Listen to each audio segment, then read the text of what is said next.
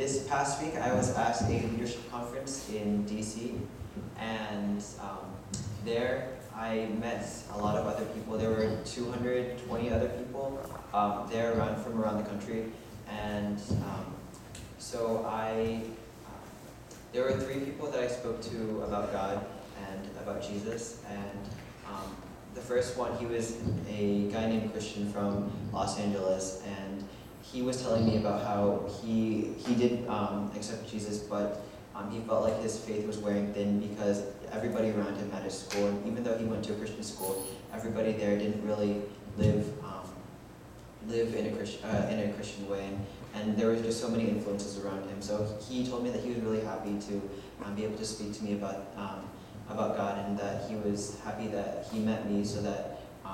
whenever he felt like things were rough, then he could always talk to me. And the second girl was she just converted to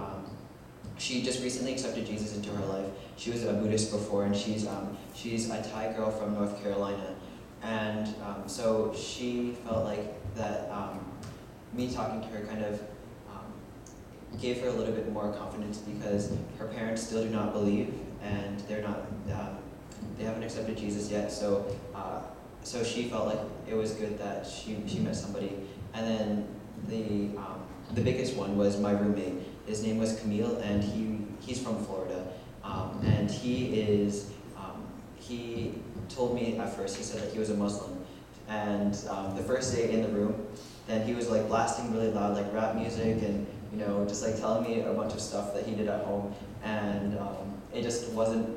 in the way of God, and I just was like talking to God, and I was like, oh dear Lord, how am I going to survive this week? But then I prayed about it, and then the second night, then I shared with him about my faith, and told him about Jesus and God, and he said that he was really interested in religion, so he did know a lot about what I told him, but he felt like the way that I shared it with him made him really interested in it. And I was talking to Julie, and I was asking her, we were praying for him, and we prayed that we prayed that God would show us something in a dream, or maybe even touch him in a dream, so that he would know that God really does care about him. And that night, Julie had a dream about, she said, a dark-skinned, curly-haired guy who kind of looked Indian, and then she said that he was in a forest, and he looked kind of lost, but then he found a lake, and then he was just fascinated by everything around the lake. So he emerged from the forest and sat at the water's edge, and just was completely engrossed by the lake. So I shared that with him, and he just felt so touched that like we took the time to pray for him and really share this with him. So I knew that he wasn't really ready to dedicate his life to Jesus, so I didn't really push it on him. But I think that God was trying to sow a seed in him, so that eventually later on, then he will lead Camille to know the Lord.